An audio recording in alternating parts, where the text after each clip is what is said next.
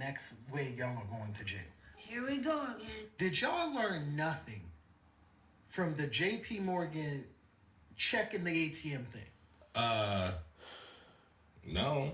Of course you didn't, because the government's so slow sending y'all to jail for the pandemic PPP scams that y'all just think y'all can get away with it.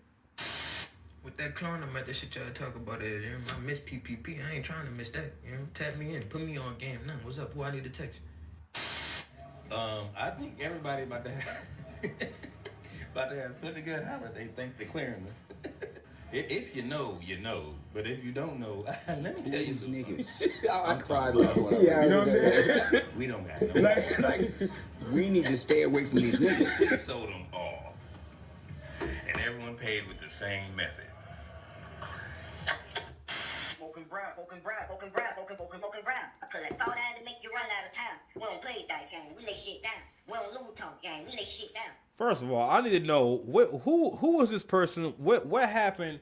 And Brad, you have failed your kids. I think we need to talk about that too, because sometimes you white folks be failing their kids, man. This is ridiculous. What's going on here? Sorry, I mean to stop it. But go ahead. Fresh for the holidays and right before 2026, it's a new opportunity for the people that missed out on destroying their credit before to destroy it now with the new quote-unquote Klarna glitch. People are getting up to $10,000 in their name and in other people's names with no intentions on paying it back.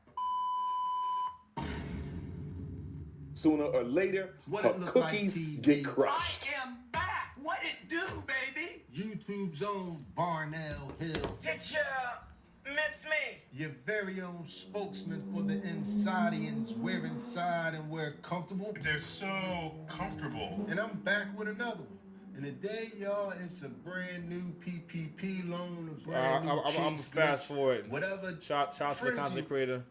So listen, real quick. All right, so at first glance, I don't think you need me to do a really big deep dive on what's happening here. I think we all know what's happening. It's really this. Listen, the loser mindset rears his goddamn ugly head once again. Matter of fact, nah, fuck that. We're gonna keep it like that. The loser mindset rears his ugly head. Because the thing about the loser mindset too is that it robs you of all glory. It robs you of the going through the process. It's kind of like it's like you being a person who wants the spoiler, who's saying, you know what, just tell me how the shit ends.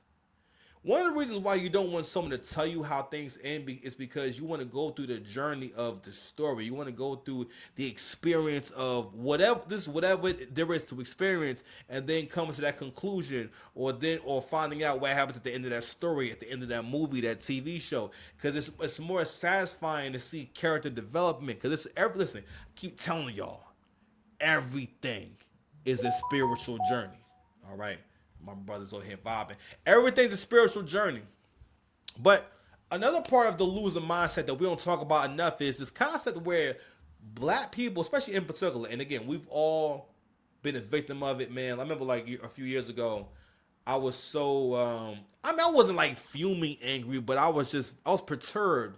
So my brother basically committed like bank fraud. And, and I did confront him, and I say, I think you had an idea that this person was doing something that was illegal. So basically, this lady approached him and asked if she could deposit her check in his account. So it was a bad check and everything, right? And the account wound up going negative, and he wound up losing the account.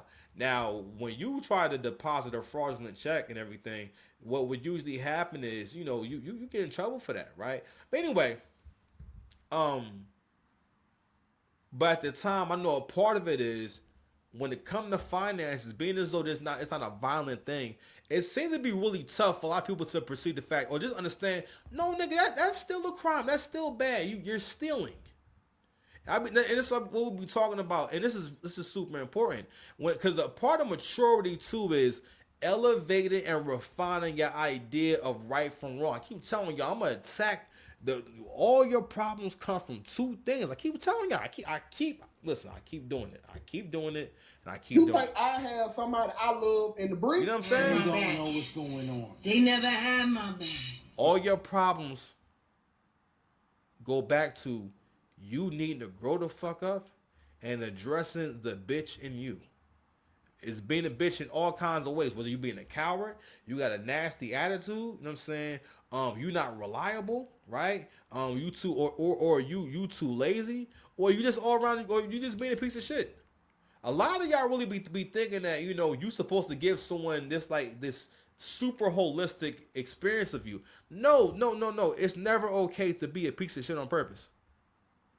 But going back to the concept of right from wrong, one of the reasons why a lot of people, and again, this is why the way your father raises you, if you have a father, this is another reason why people who grow up with just their mother, right, or they raised by most of their mother and women, a lot of times, you are more likely to wind up in jail. Now we see why, because you don't have a good concept of right from wrong. Like something like something being wrong will not deter you from doing it. Like more and more, right? If you really in your heart of hearts, right, you got to ask yourself, do you really feel as though that woman doesn't do these things because they're wrong? Or you got to ask, well, would they do these same things if they can get away with it? Don't get me wrong. People do act different when they think they can get away with something. But anyway, going back to what's going on right here,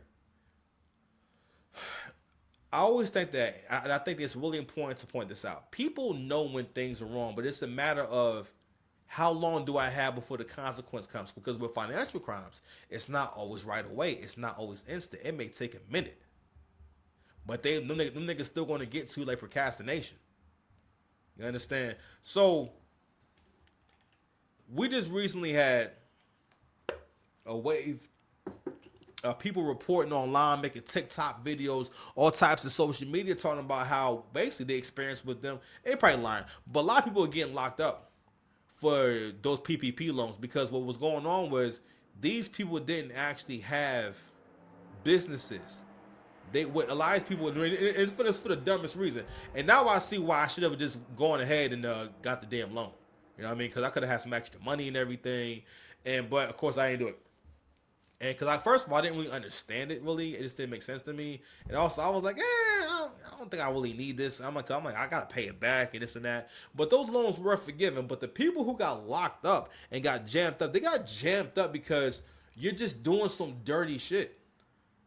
Loser mindset, because a loser always thinks it's okay to do the wrong thing, and I think that needs to be talked about more, because it all comes down to behavior, and I'm going to start pointing these things out more. All right, that's a low vibrational behavior. This is low vibrational behavior. Whenever you think that someone else is supposed to pay your way, or you get to where you feel like, all right, well, you know what, I'm so insignificant, because when you had the mindset of, oh, well, you know,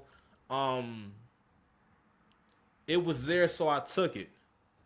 Or this, I don't know, I'm not sure how to even explain this shit, but it's very much, you have very much the mindset of someone who sees someone's Amazon package at a building and says, damn, that package does not say my name and I do not have to touch it. But what I am going to do is actually indeed touch the box, pause, and then open the box up and take the contents. Even though I didn't pay for it, my name's not on it, and there is no, what's crazy about opening people's packages is that you don't know what's in there. And you have no idea. I mean, it's just a huge chance you're taking. Not only that, the person you could get caught doing it. Like, I really saw a package that was sitting on the radiator downstairs, and it was actually inside behind like the locked door.